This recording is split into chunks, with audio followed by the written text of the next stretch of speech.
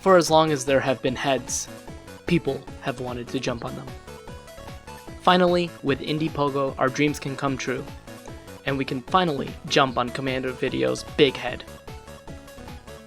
Indie Pogo has set out to become the ultimate indie crossover fighting game, featuring indie superstars such as Shovel Knight and Orcane, as well as up-and-coming indie characters. The roster has quite a number of unique fighters to choose from. Indie Pogo takes a lot of inspiration from Source Gaming's favorite series, Smash Bros. Quick note, several members of the Source Gaming team have supported Indie Pogo on Kickstarter, and we've previously had Lowe Bros Studios on for the 24-hour Source Gaming livestream anniversary event. For this review, I've tried my best to remain as unbiased as possible. So, does Indie Pogo succeed, or is it just a cheap ride? This is PushDustIn from Source Gaming bringing you this review. The way that Indie Pogo differentiates itself is through its auto jump mechanic. Characters are always jumping, which provides a unique and fresh take on the character fighting genre. Fighters usually have 5 attacks: an up aerial, a down aerial, a neutral aerial, a ground attack, and a super. Some fighters have additional moves or unique traits. Players can also speed up their jump by jumping when the jump squat animation is occurring. The game encourages players to chain jumps together on their opponent's heads in order to collect gems. Landing 2 attacks in a row without landing will net the player 1 gem. However, if the player is hit or falls off the stage, the gems are not collected. Personally, my heart was racing every time I was going for a high gem combo, as I had to decide if I should continue attacking or if I should just land and collect the gems. Once 5 gems are collected, players can unleash a super move, which ranges from buffs to the dance party of the century. The focus of Indie Pogo is the fighters themselves. As of launch, there are 14 fighters to choose from, each with their own unique trait.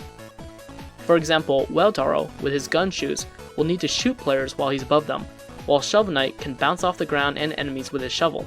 Even though there is only a limited number of moves, the characters all feel very different, which is a remarkable achievement. What's more is that there are more characters coming through DLC such as Gunvolt and Octodad. The characters all feel true to the original source material. For example, when Shovel Knight is knocked out, money bags will appear just like in his game. This also extends to the stages. The Rumble stage perfectly represents this game, and Verdian from VVVV has the gravity switching mechanic in his moveset. This might be a bold claim, but if Masahiro Sakurai were to make an indie fighting game, it might be very similar to Indie Pogo. Indie Pogo has truly captured the essence of Smash. The game also takes a lot of inspiration from Smash 64 and Melee in particular. The one-player arcade mode plays very similar to how the classic mode in Smash 64 worked, for better or for worse. When playing through the story mode, players will have to fight the same 11 fights with every character. I wish that the arcade mode had random battles, but hopefully this will be something that will be fixed in future updates. In addition, all the characters have challenges, both normal and hard variations. These challenges range from eating apples to simply completing a match against a rival. Some of these challenges can be very difficult, requiring a lot of skill to pull off. There's also over 60 trophies to be earned.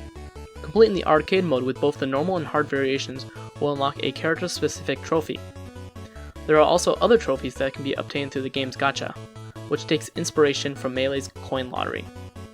It's a bit too difficult to get those last few trophies, as the maximum number of coins that can be put in is 20, meaning for the last couple of trophies, players will have to spend quite a bit of money and rely on luck. One of the great things about the trophies is that you can go directly to the respective game's Steam page right from the trophy page. That means if you're interested in checking out the source material for Indie Pogo, it's very easy. Coins can also be used in the shop. This is how characters, stages, alts, and taunts can be purchased. The coins are basically gained by doing anything in the game, whether that be completing the arcade mode, challenges, or just playing online. A side note, but I found that Fishy's Hard Challenge to be a particularly good way to farm coins, as it can be completed in less than 40 seconds. The game looks and sounds fantastic. The tracks that play during the credits and when selecting the modes are by far the standout tracks for me. The characters all look great too. Personally, it doesn't feel like there isn't enough stages. A lot of the characters don't have their own unique stages, while other characters such as Verdian or Commander Video do. In lieu of that, some games are only represented by stages, such as Flappy Bird or Rumbo. These stages also only have one music track, which can get tiring. I hope that in future updates, more stages and songs can be added. Normally, the game runs well. I found a couple of times when I had video recording software running that the game lagged. Having the game in window improved the frame rate. When I was playing without the recording device running, it ran fine. For Indie Pogo, you absolutely need a controller to use with your PC. I had some issues getting the official GameCube adapter to work, but eventually I was able to resolve it. Unfortunately, players can't map controls until they finish the tutorial, which made troubleshooting my control issue very annoying. If you have a May Flash adapter, I've heard that it's very easy to get set up and running. Instructions on how to get the official GameCube adapter working will be posted in the article version of this review. Indie Pogo is everything that I wanted out of an indie crossover fighting game. While it's not as competitively focused as Rivals of Aether or Brawlout, it's an incredibly fun party game, and one that I will be showing to all my friends. Indie Pogo is available on Steam for the low price of $15 US. I give Indie Pogo a 5 out of 5. I'd like to give a quick thank you to Lowe Bros Studios for sending us a review copy. If you're interested in learning more about Indie Pogo, please go ahead and check out the Steam page, which will be linked in the description below. Please go ahead and check out our other content as we do a lot of reviews, news, and previews.